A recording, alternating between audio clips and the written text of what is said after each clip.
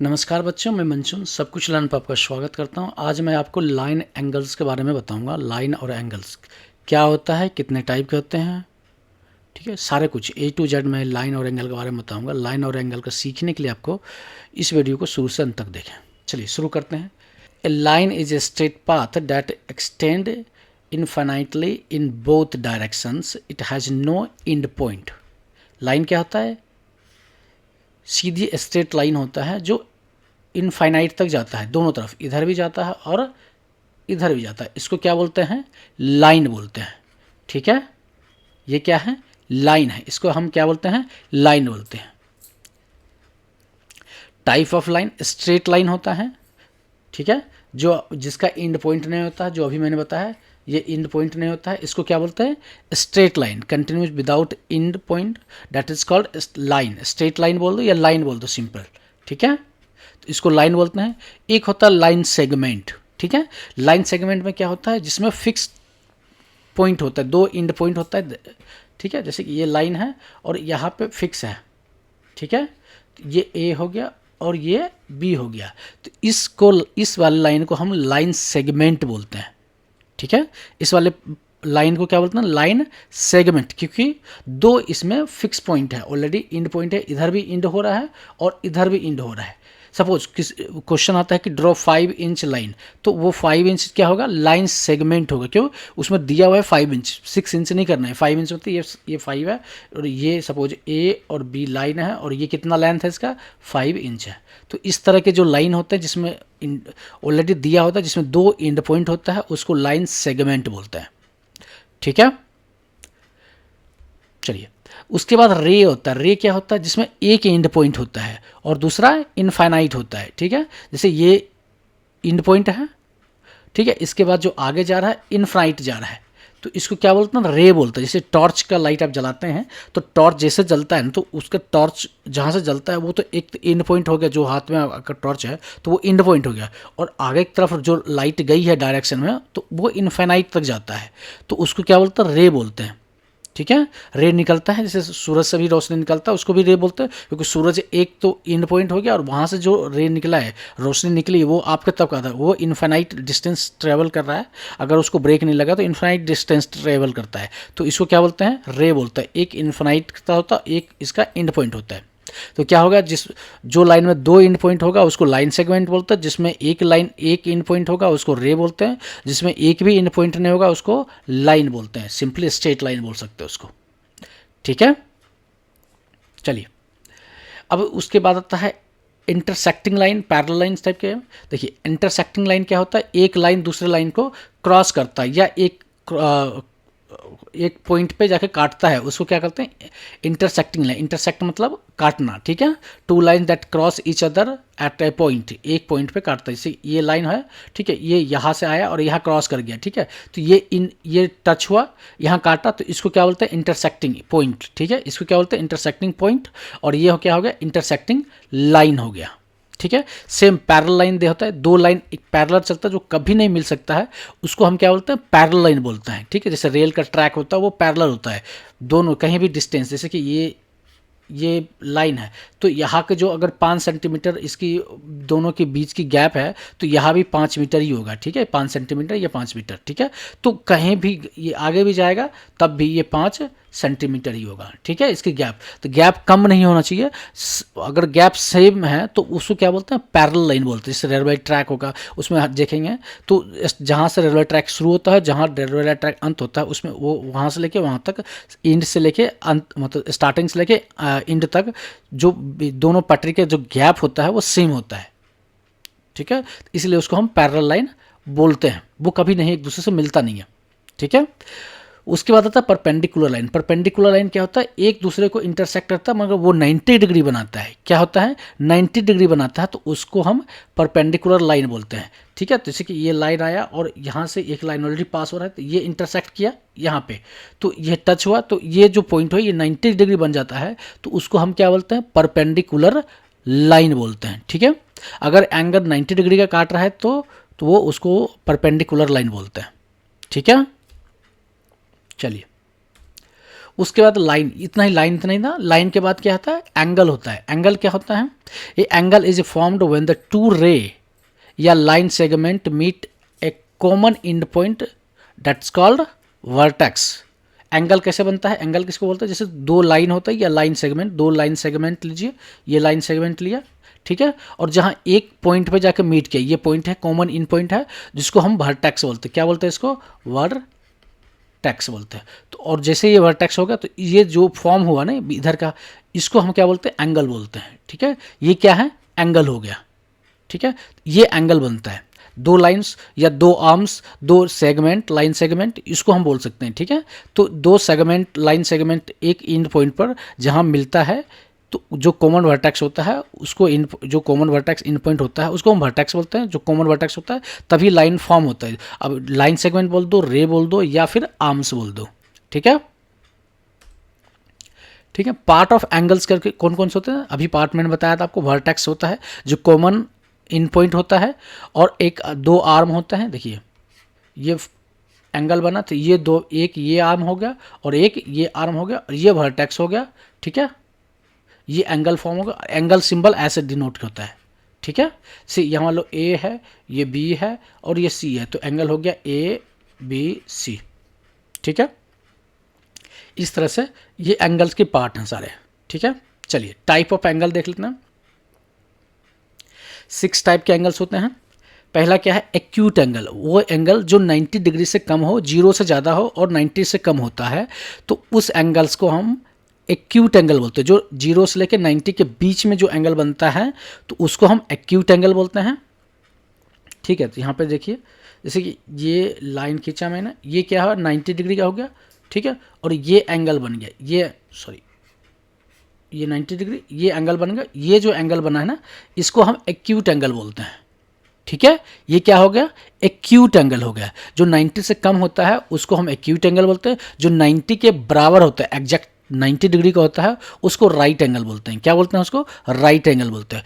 जो 90 से कम होता है उसको हम एक्यूट एंगल बोलते हैं, जो 90 के बराबर होता है उसको हम राइट एंगल बोलते हैं, और जो 90 से ज़्यादा होता है और 180 से कम होता है, more than 90 and less than 180 is called obtuse angle. जो 90 से ज़्यादा होता है, जैसे ये एक्यूट एंगल हो गया, इसको एक्यूट बोलते हैं। इसको क्या बोलते हैं, इसको राइट एंगल बोलते हैं।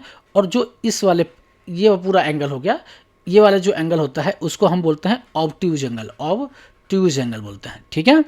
और जो पूरा 180 डिग्री का होता है, ये पूरा यहाँ से लेकर यहाँ तक का जो एंगल बन गया उसको हम बोलते हैं स्ट्रेट एंगल। क्या बोलते हैं, स्ट्रेट एंगल। ये कितने डिग्री का होता है, ये 180 डिग्री फिक्स होता है, ये 180 डिग्री का एंगल होता है, ठीक है।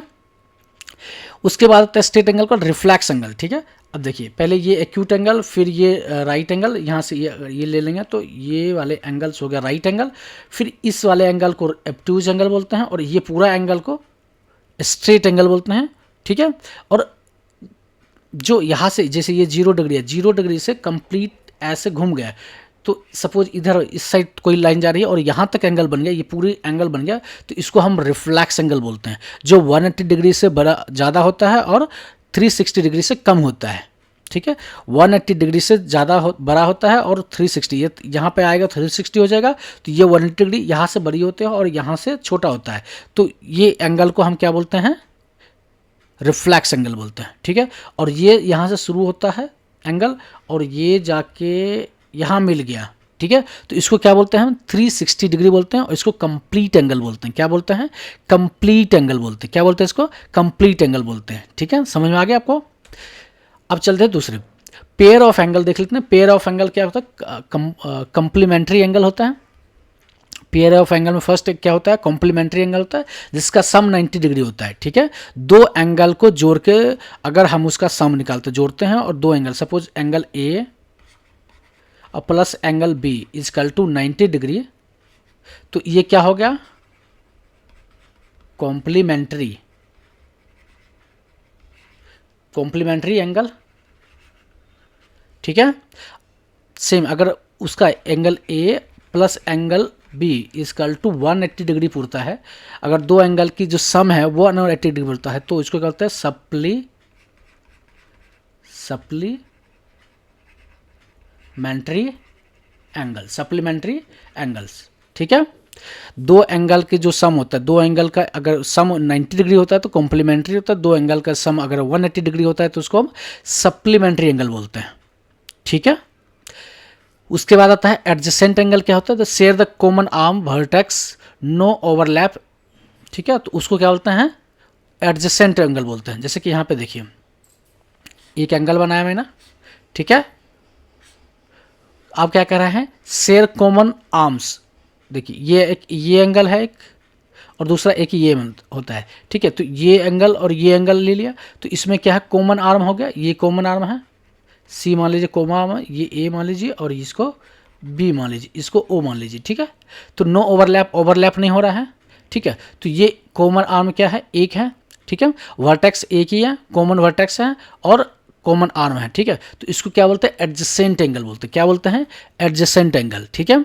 जैसे ये ओ सी और सी ओ बी, ये क्या है?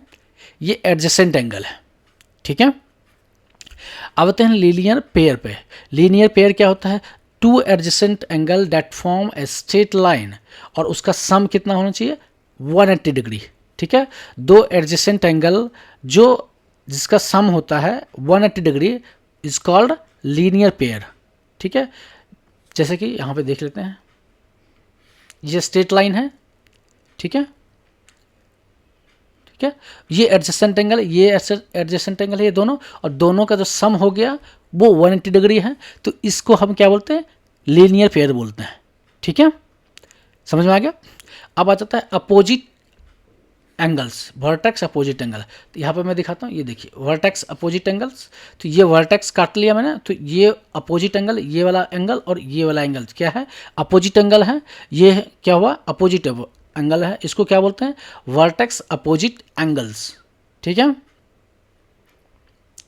और ये दोनों क्या होता है? इक्वल होता है।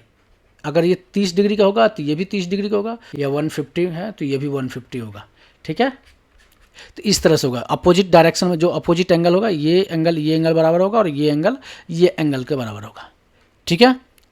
आपको समझ में आ गया कौन कौन सा एंगल है इसमें? Complementary angle, supplementary angles, adjacent angle, linear pair और वर्टेक्स अपोजिट एंगल्स, ठीक है।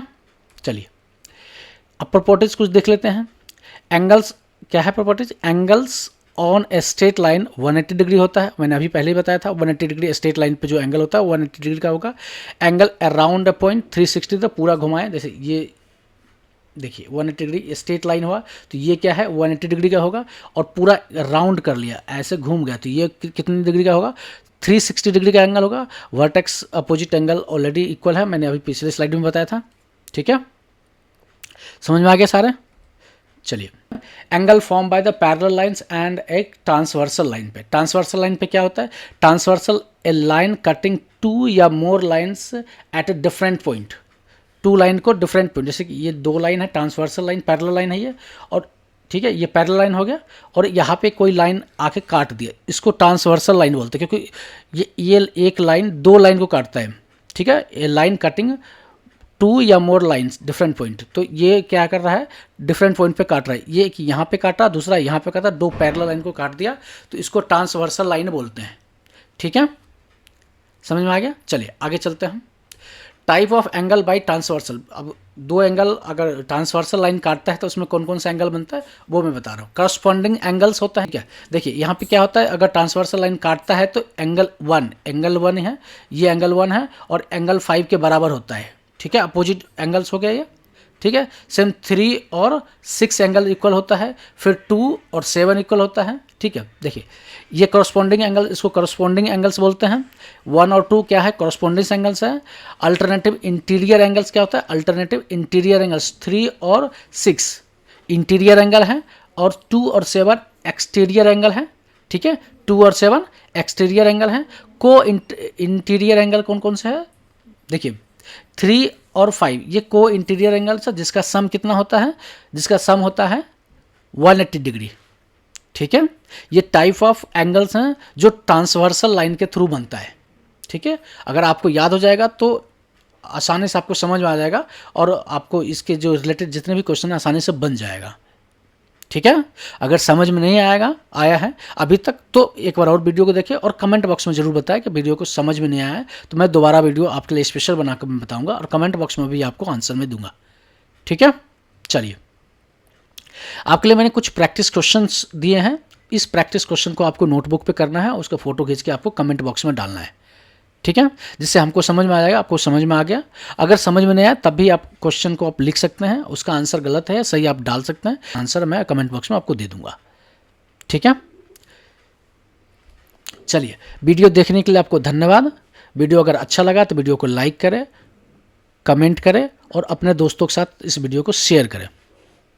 फिर से वीडियो देखने के लिए आपको धन्यवाद।